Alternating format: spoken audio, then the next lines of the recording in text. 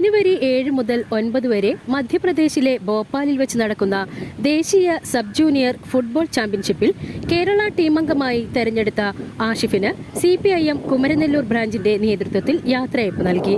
വടക്കാഞ്ചേരി നഗരസഭ 14-ാം division councillor Benila Sivan, DYFI block treasurer AD Aji, CPIM Kumaranellur branch secretary KM Muhammad Ali, KA George master, EK Sivan, Sudhakaran, Shahana Latheef, KA Arun, Basheer, Kunjumon, Siddhan, Moidu എന്നിവർ പങ്കെടുത്തു.